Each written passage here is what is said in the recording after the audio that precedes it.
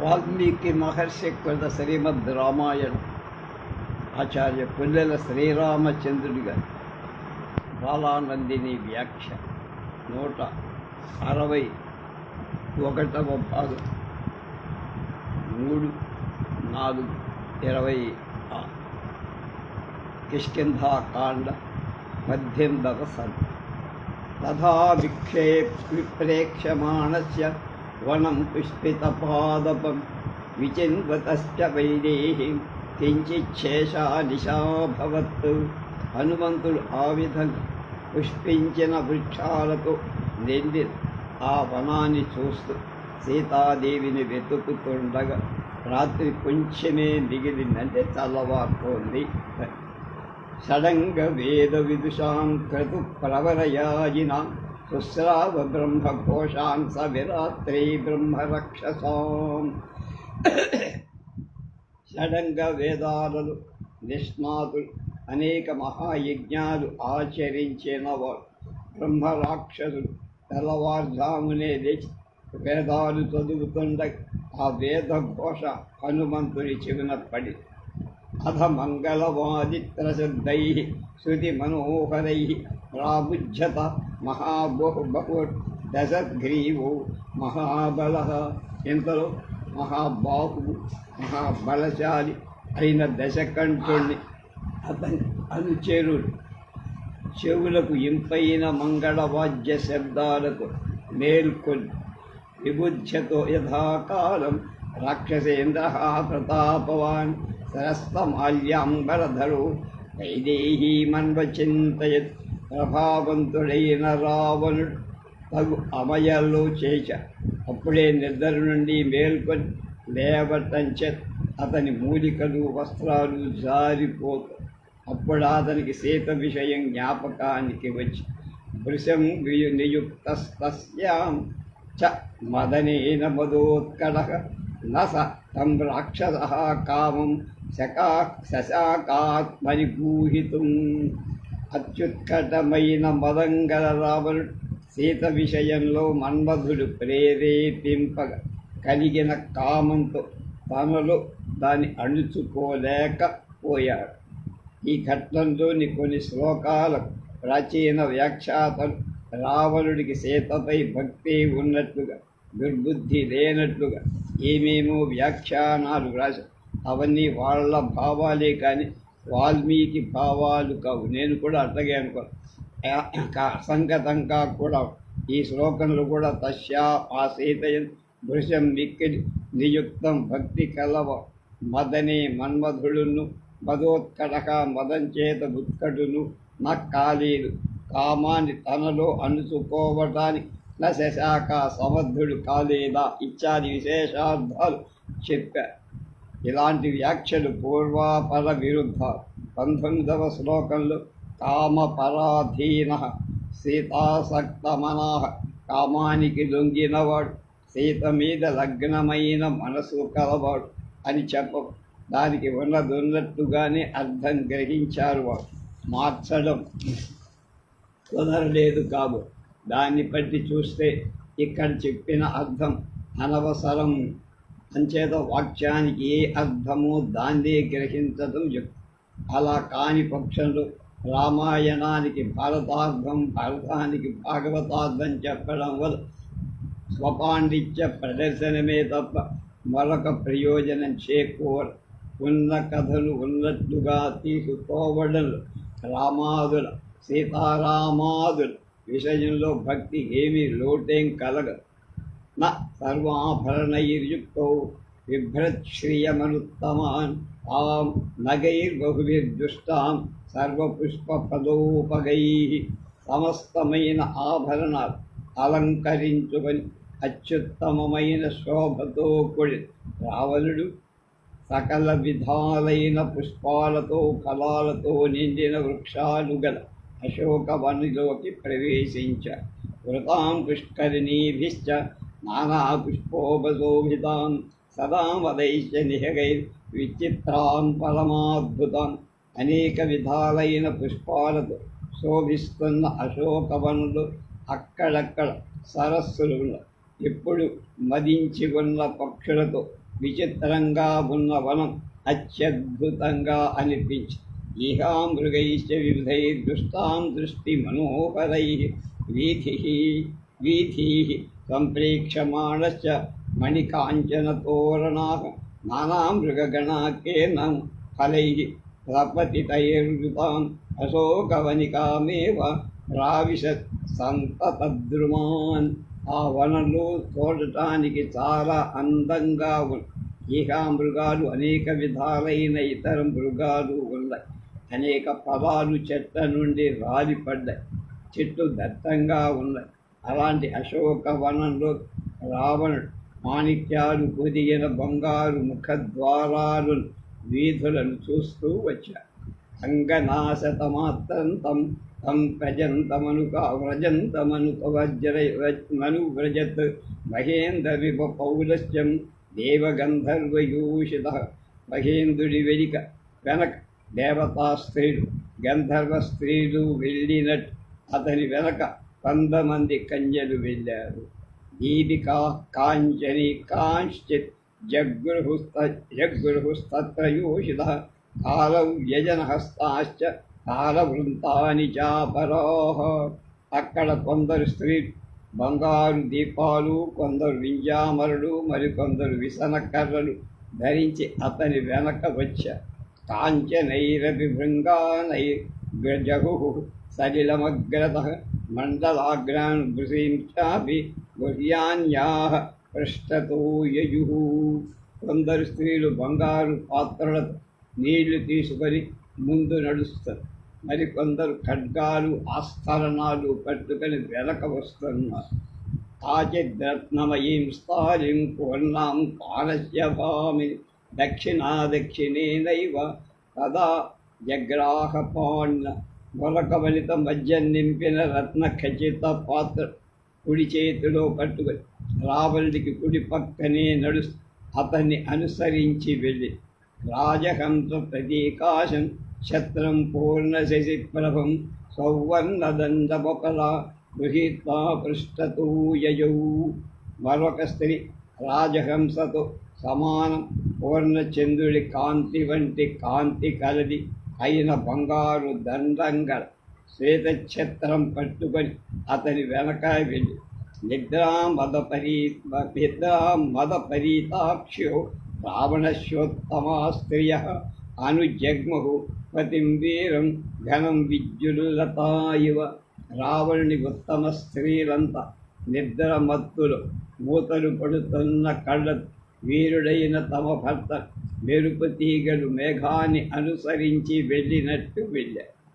వ్యావిద్ధారకేయూరః సమామృత మృదితవర్ణకాః సమాఘటితకేశాంతాః సస్వేద వదనాంస్తథా. ముఖోర్నవ్యో మదశేషేన నిద్రయా చ సుఖాసనాః స్వేదకృష్టాంగకుసుమాః మమల్యా మాసుమాల్యా కులమూర్ధజాః. భయాంతం నైరుతపతిం నార్యో మదిరలోచనాః బహుమానాచ్చ కామాచ్చ ప్రియా భార్యాస్తమన్వయుః. రావణుడి ప్రియ భార్యలైన స్త్రీ రావణుడిపై ఉన్న గౌరవ భావం వల్ల కామం వల్ల అశోకవనంలోనికి వెళుతున్న అతని అనుసరించి వెళ్ళారు. వాళ్ళ దేహాలపై ఉన్న హారాలు బహుపురుడు ఇటు అటు జారిపోయి శరీరాలు పూసుగలిన సుగంధ అనురాగాలు చెరగిపోయాయి. జుట్టు ముడులు వదులైపోయాయి. ముఖాలకు చెమట పట్టి మద్యపానం వల్ల కలిగిన మిగిలిపోయిన మత్తులో నిద్ర చేత తూలిపోతున్నారు. అందమైన ముఖాలు గల వాళ్ళ శరీరాల మీద పుష్పమాలు చెమటకు నలిగిపోయాయి. కేశపాశాలు పుష్పమాలలు చిక్కుకొని వారి చూపులు మత్తు కలిగించేవిగా అలాంటి యువత అతన్ని అనుసరించి వెళ్ళారు. సచ కామపరాధీన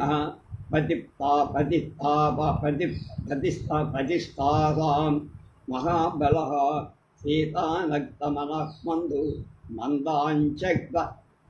మందాంచత గతిర్బభౌ.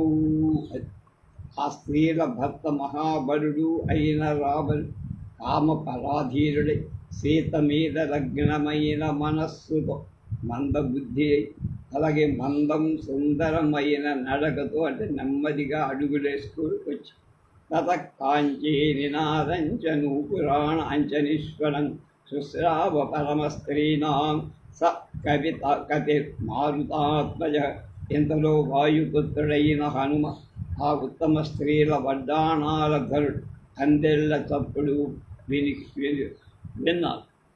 తం చాప్రతిమ కర్మాణ మచించ బలపౌరుషం ద్వారదేశమనుప్రాప్తం దదర్శ హనుమాన్ కవి. సాటిలే పనులు చెయ్యగల ఊహింపశక్యం కాని బలం పౌరుషం కలవాడు అయిన రావణుడు ద్వారదేశాన్ని సమీపిస్తుండగా హనుమంతుడు అతన్ని చూశాడు. దీపికాభిరనేకాభి సమంతాదవభాసితం గంధతైలాన సిక్తాభిర్యమాణాభిరగ్రతః. రావణుడి ఎదుట భాగంలో సుగంధ తైలాలతో కలపబడిన అనేక దీపాలు తీసుకొని అంటే కాగడాలు వెళ్తారు. నలుమూలలా వ్యాపించిన వాటి కాంతితో వాడు నల్లగా మినుము గింజల రాశిలాగా కామదర్పమదైర్యుక్తం జిస్మ తామ్రాయతే క్షణం సమీక్ష వివకందర్ప అపవిద్ధ శరాదనం. అంతలో అతనిలో కామం దర్పం మదం స్పష్టంగా కనపడు. అతని విశాలైన నేత్రాలు వంకరగా ఎర్రగా ఉంది. అప్పుడు అతడు సాక్షాత్ పుష్పధనుసు దూరంగా విడిచి వచ్చిన మన్మధుడా అన్నట్టు మధితామృత పేనాభం హరదయనాభ మరజో వస్త్రముత్తమం శరీరమనుకర్షంతం విముక్తం శక్తమంగదే. కనుక ఏమాత్రం మకిలి మధించిన అమృతం నురుగులా స్వచ్ఛంగా ఉన్న వస్త్రం జారి అంగదాలకు తగులుకొని వేలాడుతోంది. దాన్ని రావణుడు విలాసంగా లాక్కుంటూ నడుస్తాడు. తం పత్ర విటపేలీన పత్రపుష్పఘనావృత సమీపమివ వసంత్రాంతం నిధ్యాతు మచకృపచక్కరమే. హనుమంతుడు ఆకులతో నిండిన కొమ్మల మీద అణగిబడి దట్టంగా ఉన్న ఆకులతో పుష్పాలతో శరీరాన్ని కప్పుకొని తన దగ్గరికి వచ్చాడ అన్నట్టు పక్కనే రావణుని పరిశీలనగా చూడటం మొదలుపెట్టి అవీక్షమాణస్తు తతో దదర్శ కవికుంజర రూప యౌవన సంపన్న రావణస్య పరస్త్రియ. హనుమంతుడు ఇటు అటు పరికించి అక్కడ రావణుడి వెంట వచ్చిన సౌందర్య యౌవనంలో ప్రకాశిస్తున్న ఉత్తమ స్త్రీలను హనుమ చూశారు. తాభిః పరివృతో రాజా స్వరూపాభిర్మహాయశాః తం మృగ ద్విజ సంఘట్టం ప్రవిష్టः ప్రమదావనం. మహాకీర్తిశాలి అయిన రావణుడు ఉత్తమ సౌందర్యవతులైన ఆ స్త్రీలతో కలిసి మృగపక్షుల ధ్వనులతో నిండి ఉద్యానవనాన్ని ప్రవేశించి క్షీభో విచిత్రాభరణః శంకుకర్ణో మహాబలః తేన విశ్రమసః పుత్రః స దృష్టో రాక్షసాధిపః వృతః పరమనారీభిః స్తారాభిరివ చంద్రమాః తం దదర్శ మహాతేజ తేజోవంతం మహాకవి. మద్యపానమత్తుడై విచిత్రమైన ఆభరణాలు ధరించి తారలతో కూడిన చంద్రుడిలాగా ఉత్తమ స్త్రీలతో కూడి ఉన్న మహాబలశాలి పొడవైనటువంటి చెవులు కలవాడు విశ్రవస్సుని కుమారుడు అయిన రాక్షసాధిపుణ్ణి హనుమ చూశాడు. మహాతేజస్యాలి అయిన ఆ హనుమ మహాతేజస్యాలి అయిన రావణుని చూశాడు. తేజస్తోవంతం మహాకవి. రావణోయం మహాబాహు ఇది సంచించనానరః అవప్లుతో మహాతేజ హనుమాన్ మారుతాత్మజ. మహాతేజశాలి వాయునందనుడు అయిన హనుమ ఈ మహాబాహుడు రావణుడు కదా అని ఆలోచించి తానున్న కొమ్మ మీదను కింద కొమ్మ మీదికి దూకాడు.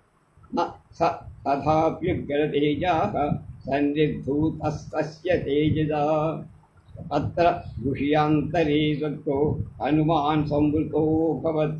అందరి మహా తేజస్సుగా హనుమంతుడు కూడా రావణుని తేజస్సు నిలవక దాలక ఆకులు కప్పిన ప్రదేశంలో ఎవ్వడికి కనపడకుండా ఉన్న తామసిత కేశాంతం శుశ్రోణీం సంహసంతరీం దిదృక్షు రసితాపాంగ ఉపావర్తత రావణ.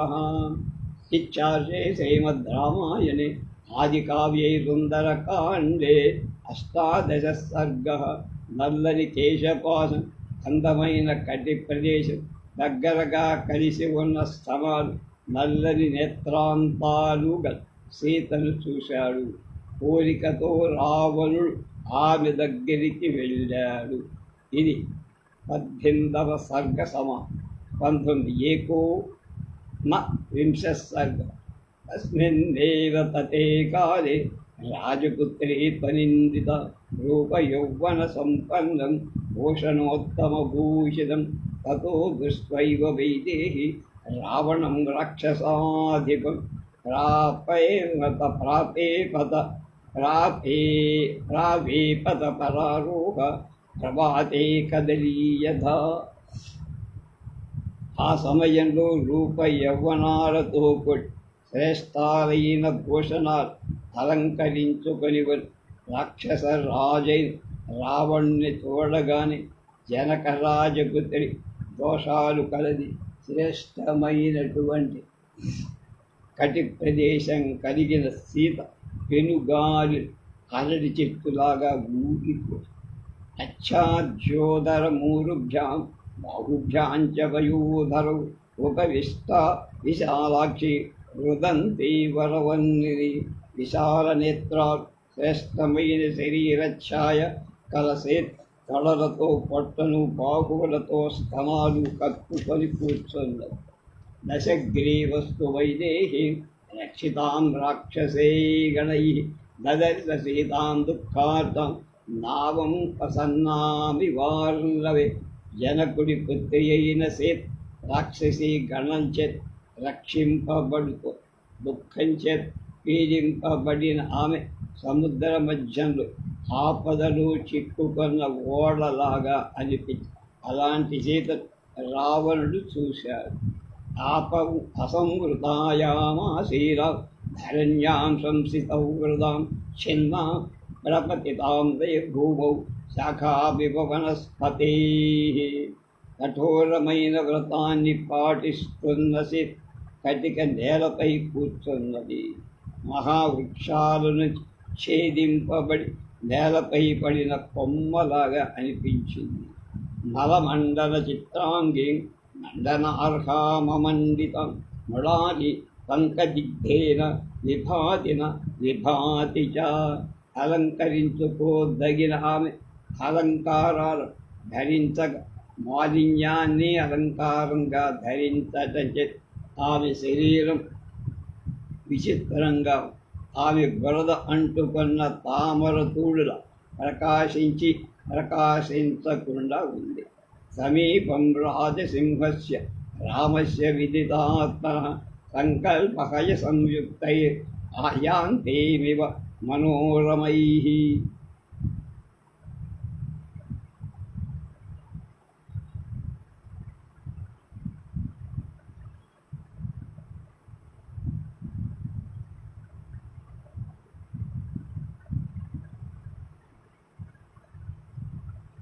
సీతను ఊహలనే గుర్రాలు కట్టి కోరికల చేనే రథం ఎక్కి రాజశ్రేష్ఠుడు ప్రసిద్ధి బుద్ధి గలవాడైన రాముడి దగ్గర వెళ్ళుతోందా అన్నట్టు. సుష్యంతే మృదీమేకాం ధ్యానశోకపరాయణ దుఃఖశాంతమపశ్యంతి రామాం రామమనువ్రతాం. ఉత్తమ సౌందర్యాంతో మనోహరురాలే ఆమె రావణుల మీదే చిత్తం నిలిపి ఉంచింది.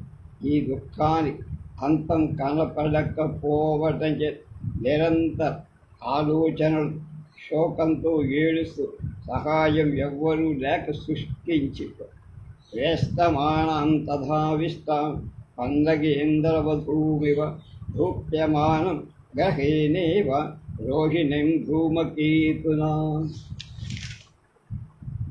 సీత మణిమంత్రాదుల చేత కట్టబడి కొట్టుకుంటున్న మహాసర్పంలా ధూమకేతువని గ్రహం చేత ఉక్కిరి బిక్కిరి చేయబడుతున్న రోహిణిలాగా కల వృత్తశీల కులే జాత ఆచారవతి ధార్మికే పునః సంస్కారమాపన్న జాతామివ చ దుష్కులే.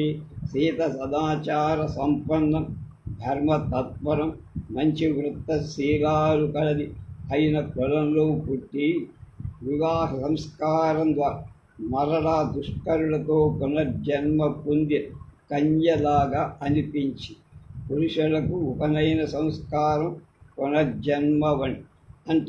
అలాగే స్త్రీకి వివాహ సంస్కారం కూడా పునర్జన్మ సదృశమని భావం అయ్యుండాలి.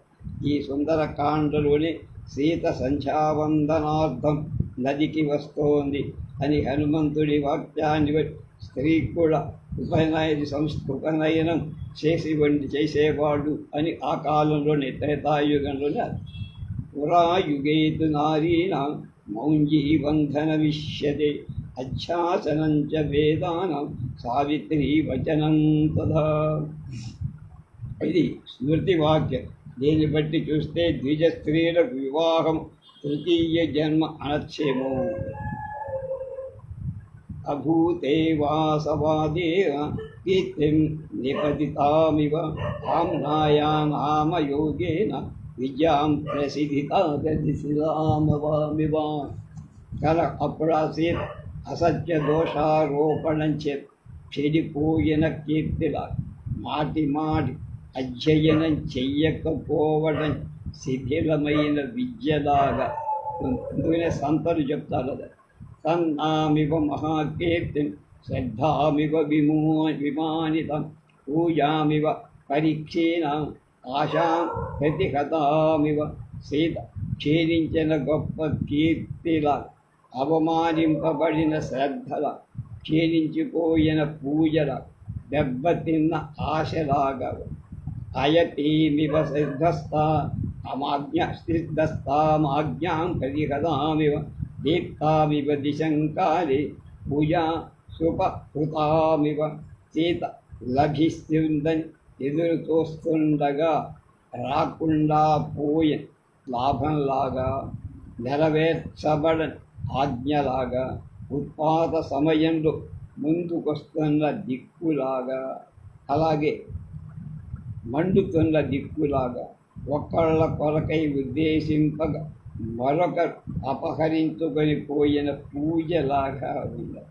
పద్మనీమివ విధ్వస్తాం హతశూరాంశమివ ప్రభామివ తమోధ్వస్తాం ఉపక్షీణామివాపదాం. ఆ సీత తొక్కివేయబడిన పద్మలతలాగా సూర్యులందరూ చచ్చిపోయిన సేనలా చీకటి కట్టిన కాంతిలాగా ఎండిపోయిన నదిలాగా ఉంది.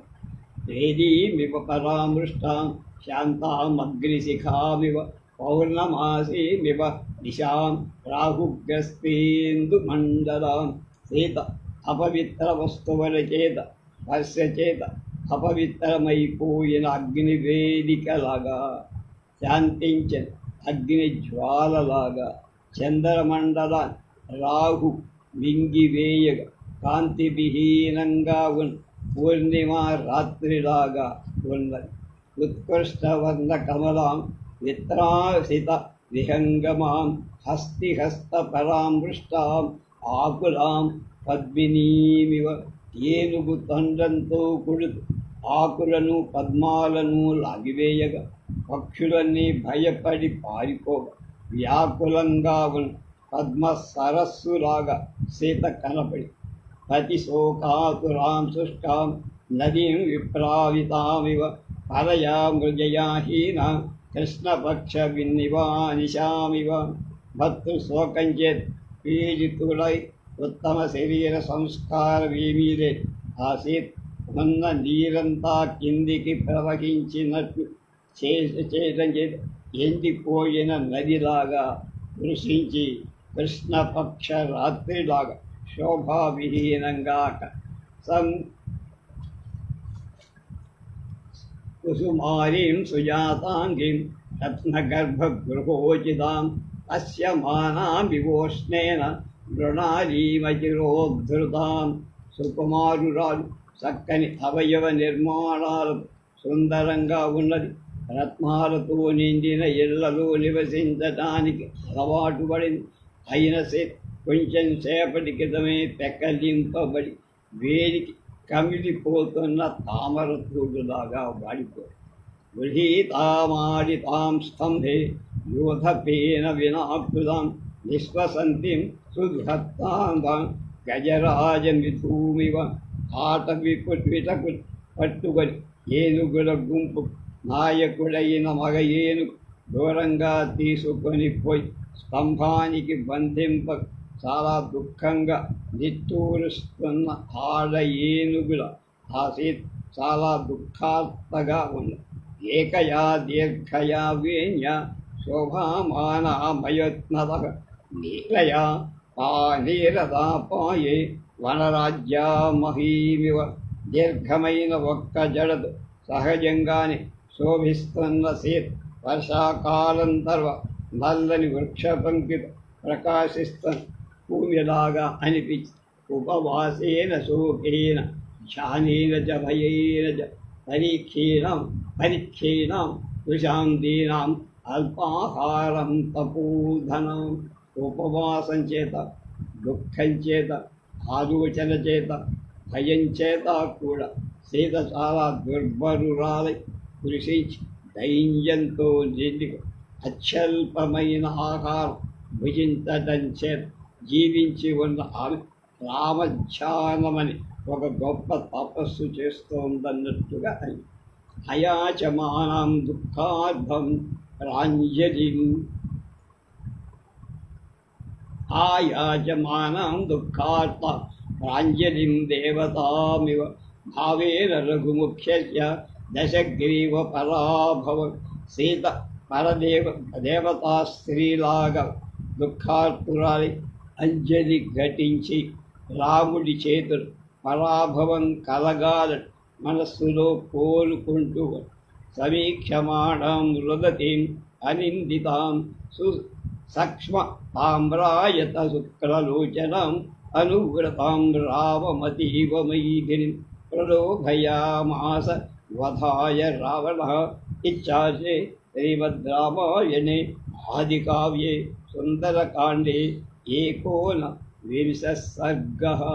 అందమైన రెప్పల చివర ఎర్రగా మధ్య తెల్లగా ఉన్న విశాలమైన నేత్రాలుగా దోషం లేని ఆసేత్ నలువైపులా చూస్తూ ఏడుస్తూ రాముడి విషయంలో అచంచలమైన పాతివ్రత్య నియమ అనుసరించి ఉంది. అలాంటి చేత రావణుడు నేను చెప్పినట్టుగా వినకపోతే చంపుతా అని భయపెట్టుతూ మంచి మాటలతో కూడా ఆమెకు ఆశ చూప లేదా తనకు సాగు రావటం చేత ఆమె ఆ విధంగా లోభం.